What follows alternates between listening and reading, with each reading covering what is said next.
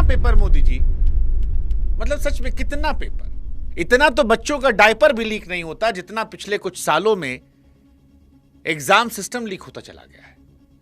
और सच कहें तो डायपर भी एक रात झेल लेता है, लेकिन हमारी परीक्षा व्यवस्था ऐसी है कि एक सुबह पेपर ईमानदारी से सेंटर तक पहुंचाने की जिम्मेदारी नहीं झेल पाती। और ये जो हम कह रहे हैं ये कोई तंज नहीं है, ये हकीकत है। बस नाम बदलता है, पेपर का नाम, जगह का नाम, कहानी नहीं बदलती। महाराष्ट्र में टेट का पेपर लीक हुआ है। इस बार कहानी महाराष्ट्र की है। 28 जून को टीचर बनने की परीक्षा टीईटी होनी थी। एक दिन पहले भिवंडी में पुलिस का छापा पड़ा, पेपर बाहर मिला, परीक्षा रद्द हो गई। अब आप सोच कर देखिए कि जो लोग कल आपके बच्चों को पढ़ाने वाले हैं उन्हीं को चुनने वाला पेपर जो है वो चोरी हो गया। अब कई बुद्धिजीवी कहेंगे कि भैया मोदी जी का इसमें क्या सीन, ये तो महाराष्ट्र का था, फडणवीस का। अरे सरकार, जब डबल इंजन के सरकार के नाम पे वोट, तो जब क्रेडिट आपका तो सवाल किससे? पड़ोस वाले चचा से। आप सोच कर देखिए कि अगर पुलिस को किसी ने जानकारी ना दी होती तो शायद हजारों बच्चे कैसे पेपर पर बैठते जो पहले से बिक चुका है। और ये कोई पहला हादसा नहीं है, ये एक ढर्रा है। हर कुछ महीने में वही कहानी, छापा पड़ता है, पेपर लीक होता है, एफआईआर होती है, मंत्री जी सामने आते हैं, 36 तो कैमरा लगाते हैं और कहते हैं कि भैया जीरो टॉलरेंस, हमारे राज में नहीं होगा। फिर एक जांच बिठाते हैं जो कहीं पहुंचती नहीं और फिर अगला पेपर लीक हो जाता है। और यह सब तब हो रहा है जब देश में छात्रों के हित को लेकर आवाज अपने चरम पर है। यह सरकार को कितना डेंट पहुंचा रही है इसका अंदाजा सरकार को नहीं है, लेकिन बच्चों के साथ इसने बहुत अन्याय किया है। क्योंकि 10 साल में 90 के करीब बड़े पेपर लीक हुए हैं जिसमें करोड़ों बच्चे प्रभावित हुए हैं। इसकी कीमत किसी बड़े आदमी ने नहीं चुकाई है साहब, उस बाप ने चुकाई है जिसने अपना खेत गिरवी रखा होगा, उस मां ने चुकाई जिससे गहने बिके, और उस बच्चे ने जिसने किराए के अंधेरे कमरे में रातों रात पढ़कर बस इतना मांगा था कि बढ़िया से पेपर हो जाए। बढ़िया से मतलब बेईमानी ना हो। लेकिन इन सब की सालों की पूरी मेहनत को एक व्हाट्सएप फॉरवर्ड में जलाकर राख कर दिया गया। इसीलिए आज जब हम मोदी जी से संवाद कर रहे हैं पेपर लीक को लेकर, तो यह सवाल सिर्फ महाराष्ट्र को लेकर नहीं पूछेंगे। यह सवाल पूछेंगे कि भाई कब तक यार, कब तक? अभी नीट की परीक्षा से हम लोग ओवरकम नहीं किए थे, अब टीईटी। आज परत दर परत पड़ताल करेंगे और जो आंकड़े आपके सामने रखेंगे, यकीन मानिए वो आपके रोंगटे खड़े कर देंगे। वो चेहरे भी आपके सामने रखेंगे जो इन आंकड़ों के पीछे खो गए। क्योंकि असली सवाल यही है कि इस खेल में कौन कमा रहा है, कौन मर रहा है, सजा आखिर होती क्यों नहीं है। और इसीलिए आज समझिए कब तक मोदी जी पेपर लीक। नमस्कार, मैं हूं शुभांकर मिश्रा और आज पेपर लीक की कहानी है। हम आप लोग से भी कहेंगे कि भाई साहब थोड़ी देर रुक कर ये वीडियो देखिएगा, क्योंकि सिया की कहानी जब हम आपको सुनाते हैं तो आप बैठ के 15 मिनट 20 मिनट तक सुनते हैं। लेकिन जब किसी ऐसे विषय पर जिसका समाज के एक बड़े हिस्से से जुड़ाव है, लेना देना है, जो लाखों का भविष्य बर्बाद कर सकता है, तो आप लोग को भी उस कहानी में इंटरेस्ट नहीं आता। और ये दोगलापन शायद सरकारों को ताकत देता है, क्योंकि वो जानते हैं कि आज बात निकली कल चली जाएगी। इसलिए आप भी रुकिएगा, सुनिएगा, इस वीडियो को शेयर कीजिएगा, अपनों से बात कीजिएगा और सरकार से आप भी आंख में आंख डालकर सवाल पूछिएगा। हम अपना काम कर रहे हैं। बाकी इसके बाद भी आपकी हिम्मत बची हो तो हमारे व्हाट्सएप चैनल से भी जुड़ जाइएगा। अब कहानी की शुरुआत करते हैं कि महाराष्ट्र टीटी का यह लीक आखिर क्या कह रहा है। सबसे पहले मामला समझाते हैं। महाराष्ट्र वाला मामला समझ लीजिए, क्योंकि अकेला मामला तो है नहीं, पूरे देश का आईना है। तो टीचर बनने के लिए एक परीक्षा होती है जिसका नाम होता है टीईटी। महाराष्ट्र में 4,28,000 से अधिक नौजवान महीनों से इसकी तैयारी कर रहे थे। किसी ने कोचिंग की मोटी फीस भरी थी, किसी ने नोट्स बनाए थे, कोई रात दिन जग कर मॉक टेस्ट दे रहा था। 28 जून को परीक्षा थी, लेकिन उससे एक रात पहले मुंबई के पास भिवंडी में पुलिस को खबर मिलती है कि कुछ लोगों के पास परीक्षा का पेपर पहले से मौजूद है। छापा पड़ता है, सामान जब्त होता है, और जब अधिकारियों ने मिलान किया तो पता लगा कि जो पेपर असली वाला था ये वही पेपर था। थाने में केस दर्ज हुआ। परीक्षा फिलहाल अनिश्चितकालीन समय के लिए हटा दी गई है।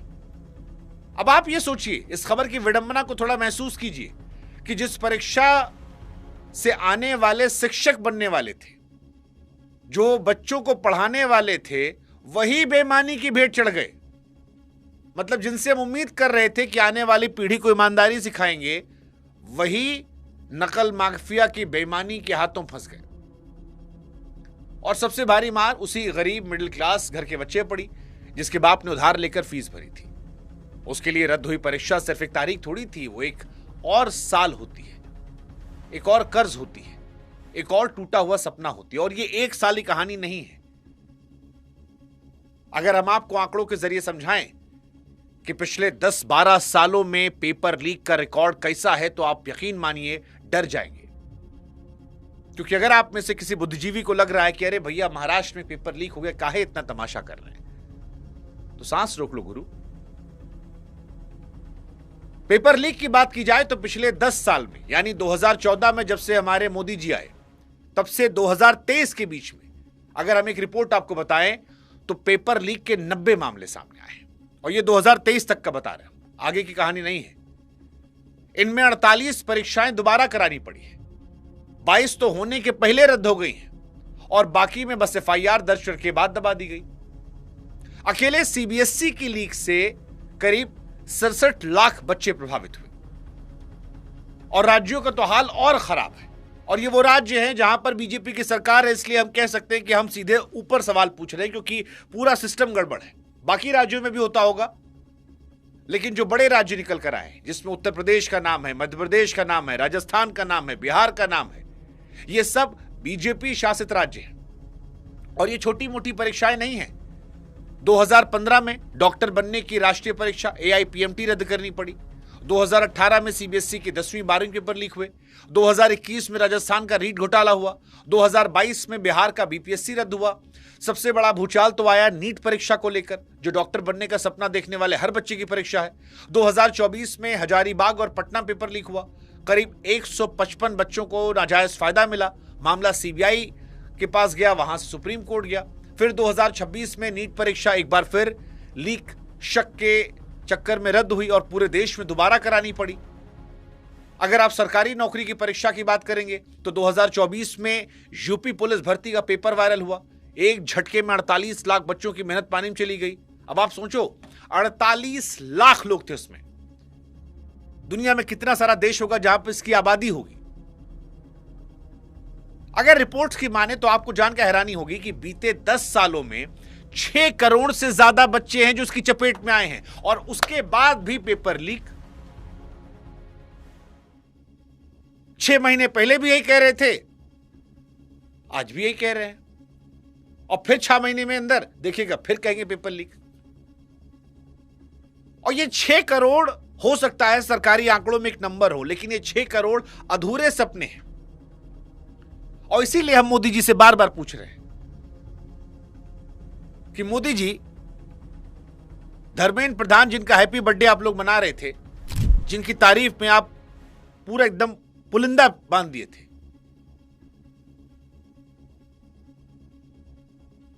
कब तक पेपर लीक? हाँ ठीक है, इस वाले में आप कह देंगे इसमें फडणवीस साहब थे, लेकिन वो भी तो आपके अपने भाई। आप लोग तो पंचायती चुनाव में भी कहते हैं कि हमारा सरकार सेंट्रल में है, तो नीचे दोगे तो हम उसको भी काम कर देंगे। तो यहां पर आप पिंड नहीं हटा सकते। अब सवाल है पेपर लीक होता कैसे है।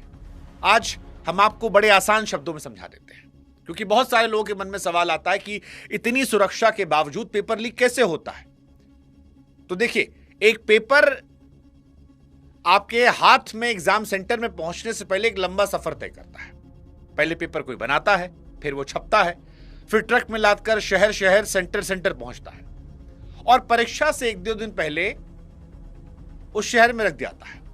बस इसी प्रोसेस में एक कमजोर कड़ी काफी होती है। अब वो कमजोर कड़ी प्रिंटिंग प्रेस वाली हो सकती है, ट्रांसपोर्ट वाली हो सकती है, वो जो पेपर बना रहा था फाइनल का था उसकी बेईमानी हो सकती है। कुछ करना नहीं है, मोबाइल से एक फोटो खींचिए, व्हाट्सएप पर फॉरवर्ड कर दीजिए, आगे पेपर जा रहा है, लाखों बच्चों की मेहनत एक क्लिक पर बिकने में तैयार।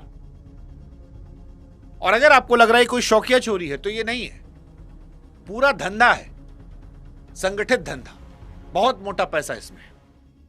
रिपोर्ट्स कहती हैं कुछ पेपर एक एक उम्मीदवार से 12 से 15 लाख, कहीं कहीं तो 50 लाख रुपया भी खर्चा होता है। जैसे नीट का पेपर था, उस पर तो यह आरोप लग रहा था कि 50-50 लाख रुपए में बिका है। अब गरीब का बच्चा जो दिन भर का 500 रुपया नहीं पाता, वो कहां से 50 लाख रुपया पाएगा भाई साहब? वो बच्चा तो पढ़ लिख के अपना तैयारी कर रहा था कि भाई साहब पढ़े लिखेंगे, काम हो जाएगा हमारा।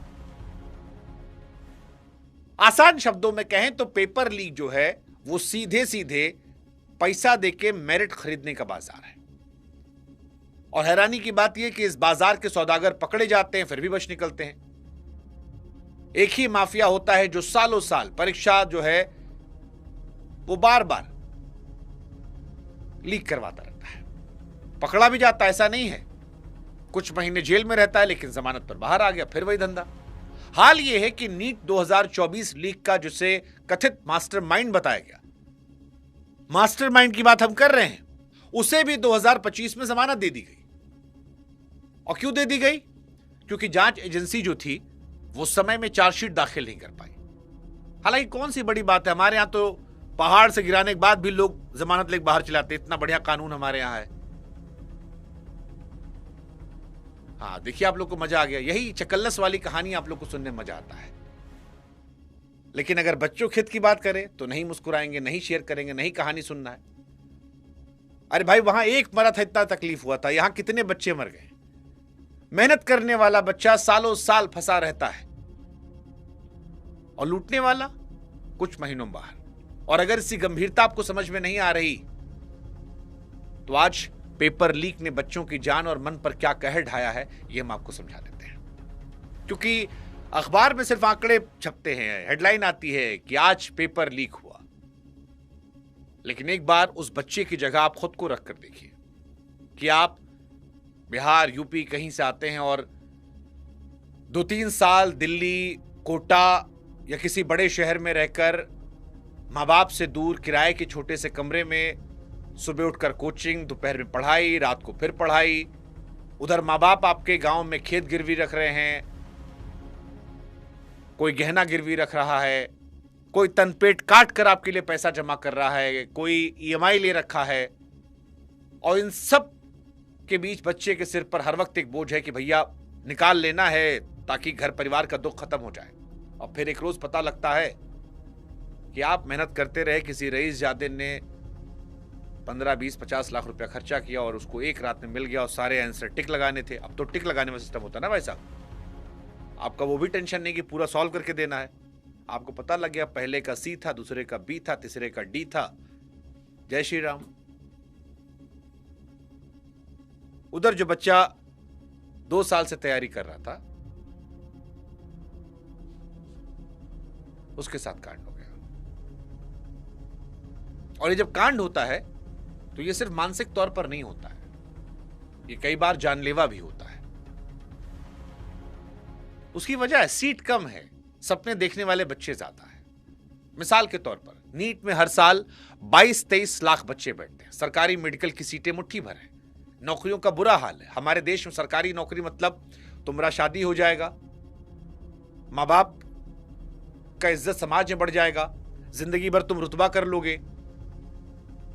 ऐसे बच्चे को लगता है यार कि हम एक गरीब घर परिवार से आते हैं, हमारे घर परिवार की उतनी इज्जत नहीं है, माँ बाप परेशान बैठे हैं, अगर सरकारी नौकरी मिल गई तो माँ बाप का बुढ़ापा अच्छा निकल जाएगा, हमको सुंदर सी बीवी मिल जाएगी, हमारा जवानी बुढ़ापा जो है वो मजे में कट जाएगा। इसलिए बच्चे को लगता है कि एक मौका है, नहीं निकला तो जिंदगी खत्म। और इसी डर का फायदा वो माफिया उठाता है। और जब माफिया पेपर लीक करवा तो जानते क्या होता है, बच्चा अपनी जान दे देता है। और ये हम हवाबाजी में नहीं कह रहे हैं, सरकारी आंकड़े कहते हैं साहब 2024 में 14,000 से ज्यादा छात्रों ने आत्महत्या की। 14,000 छात्रों ने आत्महत्या की। आप गिनती गिन के देख लीजिए। यह हमारे देश का भविष्य था। 14,000 नंबर, ये आपको डराना चाहिए। 14,000 सपने थे। कितने अपने माँ बाप के अकेले होंगे, और अकेला ना भी हो, मान लो 4-5 लड़का भी हो यार, तो लड़का, बच्चा तो बच्चा, बिटिया तो बिटिया। आपके हाथ में 5 उंगली काट के थोड़ी ना फेंक देंगे कि आपको फर्क नहीं पड़ेगा, पड़ेगा ना भाई।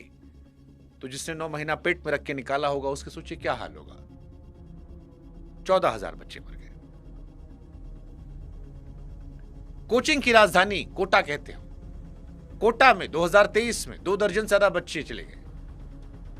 हालांकि ये सारी मौत पेपर लीक से नहीं है, इसमें पढ़ाई का दबाव भी है, फेल होने का डर भी है, घर के हालात भी है, कई बार अप्रत्यक्ष तौर पर परीक्षा टल जाना जिम्मेदार है। आधा लड़का लोग तो इंतजार करते करते रहता है। बाकी छोड़ो, हमारा खुद का भाई 1.5 साल बैठा रहा, पेपर कब आएगा। जब डेट आए पता लगा कुछ गड़बड़ हुआ, आगे बढ़ गया, अब दूसरे डिपार्टमेंट में नौकरी कर रहा है। तैयारी किसी और चीज से करते, एग्जाम कुछ और देना पड़ता है क्योंकि हिसाब किताब नहीं है। और पेपर हो गया तो भी पक्का यकीन नहीं है कि जो नकल करवाया वो कैसे होगा। और सब कुछ सही रहा तो प्रभु भर्ती नहीं निकालते हैं। रेलवे वाला अब तक रो रहा है कि भैया भर्ती निकाल दो, भला हो जाए हमारा। सारे सरकारी डिपार्टमेंट जो है वहां कम से कम लोगों में चलाए जा रहे हैं, क्या सोचकर पता नहीं। इसीलिए परीक्षा का टलना, रद्द होना, महीनों की अनिश्चितताएं आग में घी डालने का काम करती है। और हमारे यहां बाकी काम मां बाप कर देते हैं। और मां बाप की गलती नहीं भाई, तनपेट काट के दिए हैं तो आपसे कहेंगे कि भैया पढ़ लेना, और उसका इतना प्रेशर बच्चे पे जाता है कि उसको लगता है यही जिंदगी है। कहीं गलती से बरहम फेल हो गए, कोचिंग में नहीं निकाल पाए, आईटी नहीं निकला, तो उसको लगता है कि अरे अब क्या मुंह दिखाएं घर पे। सब कोई सिया की तरह थोड़ी होता है कि एक जवान लौंडा मार दे उसके बाद भी मटक के चल रही हूं, मुंह पे कपड़ा बांधे जैसे कौन सा मेडल जीत के आई है। कमजोर होते यार। गरीब घर के आने वाले लोग इरादों के मजबूत होते हैं, लेकिन परिवार को लेकर कमजोर होते हैं, और वो कमजोरी कई बार जिंदगी छीन लेती है। एक रिसर्च बताती है कि जब परीक्षाएं टलती हैं और नतीजे लटकते हैं तो नीट से जुड़ी आत्महत्याएं 1 साल में लगभग दुगनी हो जाती हैं। और इस साल का एग्जाम्पल ले लीजिए, ताजा नीट विवाद का एग्जाम्पल बता रहा हूं मैं। परीक्षा रद्द होने के 1.5 महीने में रिपोर्ट के मुताबिक 10 से 13 बच्चे चले गए। इस साल की कहानी बता रहा हूं आपको मैं, पुरानी भी नहीं।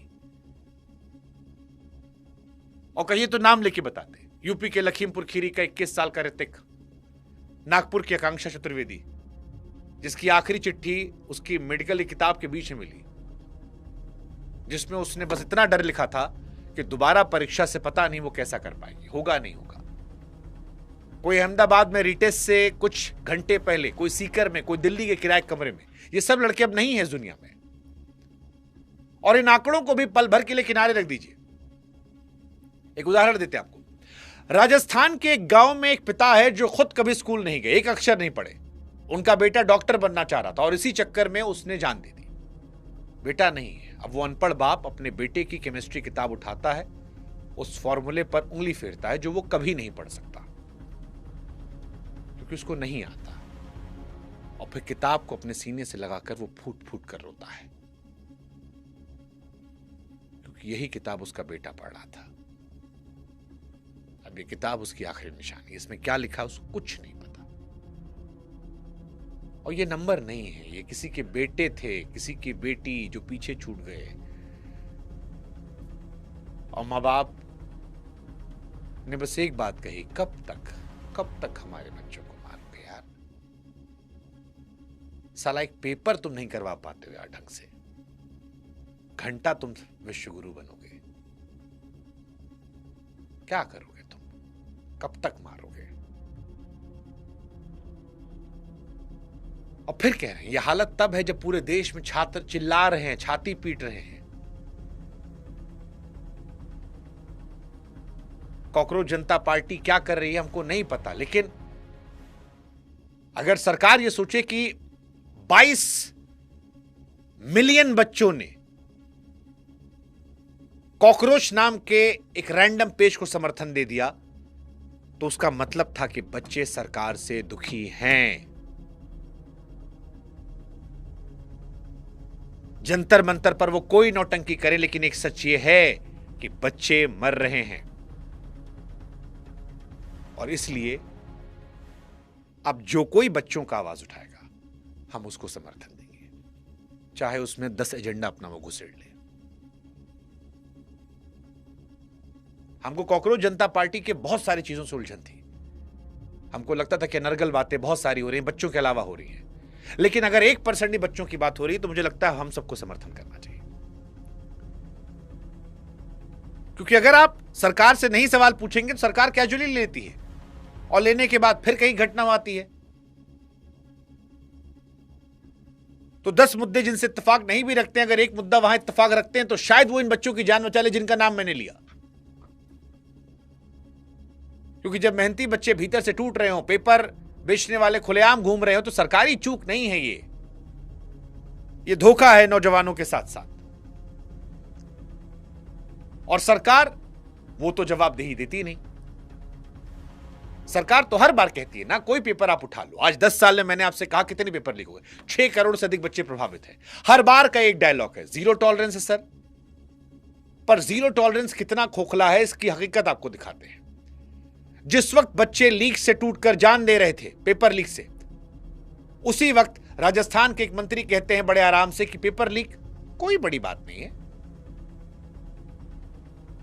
आप सोचिए कि जिनके हाथ में बच्चों का भविष्य, उनके लिए छोटी सी बात है। पेपर लीक सुधार के नाम पर परीक्षा कराने वाली एनटीए संस्था बनी।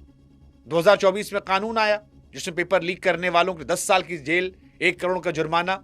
यह सुनने में तो बड़ा बढ़िया लगता है, लेकिन जमीन पर कानून बनने के बाद लीक रुकी नहीं। क्योंकि कानून बना देना और कानून लागू कर देना 2 अलग अलग बातें हैं। कानून तो रघुवंशी के लिए भी था जो मेघालय से पटक दी थी अपने पति को, घूम रही है ना बाहर। और 1 करोड़ रुपया, अरे जिस देश में एक एक पेपर लीक होने पे 50 लाख रुपया लोग देने को तैयार हो सरकारी नौकरी के लिए, वहां पर 1 करोड़ रुपया जुर्माना आपको लगता डराएगा सर उस आदमी को? उसको पता है भाई 4 आदमी को पेपर लीक कर दिया, आराम से दे देगा यार। और 4 तो होते नहीं। जहां पर 22 लाख, 26 लाख, 28 लाख लड़के पेपर दे रहे हो और कुछ हजार सिलेक्शन होना हो, वहां अंधा पैसा जाता है। 2015 के बाद से परीक्षा धोखाधड़ी के करीब 148 मामले आए। और आपको जानकर हंसी आएगी, रोना आएगा कि सजा कितनों को, चलो आप गेस कर लो कितनों को सजा हुई होगी। फिर से आंकड़ा ताजा रहे, 148 मामले दर्ज हुए। जानते सजा कितने को हुई है? सिर्फ एक आदमी को, सिर्फ एक आदमी को। 11 साल 148 के सजा एक आदमी को। अब आप यहां महसूस कीजिए उस मां की जगह जिसका बेटा इंसाफ का इंतजार करते करते चला गया, जिसके बेटे को बर्बाद करने वाला आज भी खुली हवा में सांस ले रहा, बाकी सब आजाद घूम रहे, जमानत पर बाहर, अगला पेपर लीक करने के लिए तैयार। हालत यह है कि एक ही माफिया 2015 की लीक में पकड़ा गया था, 2024 की लीक में वो दोबारा खड़ा मिला। मानो हर पिछली जांच पर चुपचाप तमाचा। और इसीलिए ईमानदारी से बात कहेंगे ताकि बात सिर्फ एक पार्टी पर उंगली उठाना ना बन जाए। ये बीमारी किसी एक झंडे की नहीं है, पूरी व्यवस्था की है। राजस्थान में जहां बीजेपी नहीं पहले कांग्रेस सरकार थी, वहां भी सालों साल पेपर लीक हुए, लाखों बच्चे पिसे। असली चोट उस जवाबदेही की खाली कुर्सी पर है जो हर सरकार में हर रंग के झंडे के नीचे वैसे खाली पड़ी है। और हर बार तर्क आता है कि पहली सरकारों में भी तो लीक होते थे पेपर।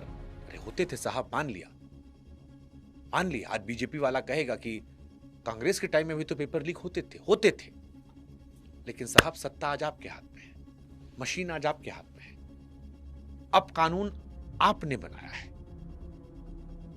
तो अगर आज कोई बच्चा मरेगा तो क्यों ना कहें कि आपकी जिम्मेदारी बनेगी। जनता के पास एक ही तरीका है ना, पिछला वाला अच्छा काम नहीं किया तो उसको चेंज करके आपको ले आए। आप भी अपनी जिम्मेदारी से बदल नहीं सकते हैं, बच नहीं सकते हैं। 2024 के नीट कांड के बाद सरकार ने खुद इसरो के पूर्व चीफ डॉक्टर राधाकृष्णन की अगुवाई में एक्सपर्ट कमेटी बनाई। उस कमेटी ने सुधार के कई अहम सुझाव दिए, बताया कि लीक कैसे रोका जा सकता है। पेपर को डिजिटल और एन्क्रिप्ट करके भेजो, सेंटर पर छापो ताकि रास्ते में चोरी ना हो, बायोमेट्रिक जांच लगाओ, बदनाम कंपनियों को ब्लैकलिस्ट करो। यानी इलाज सरकार के हाथ में रख दिया गया था। लेकिन इनमें से ज्यादातर सुझाव जमीन पर लागू नहीं हुए और जब संसद की एक कमेटी ने दोबारा पूछा कि भाई क्या बदला, तब जवाब नहीं मिला, क्योंकि सरकार ने सुझावों को आगे बढ़ाने में सुस्ती दिखाई। इसका वजन समझिए, एक्सपर्ट ने एक बार नहीं 2 बार लिखकर बताया कि बच्चों को कैसे बचाया जाए, फिर भी कुछ नहीं हुआ। पेपर लीक की सड़ांत कितनी गहरी है, इसका एक नमूना बताते हैं। जिन कंपनियों को एक राज्य में गड़बड़ी की वजह से बैन कर दिया गया, वही कंपनियां दूसरी जगह परीक्षा कराती दिख गई। एक दरवाजा बंद, दूसरी खिड़की शुरू। यानी जो माफिया, जो दागी कंपनियां इस खेल की जड़ में हैं, उन्हीं को सिस्टम बार बार बुला लेता है।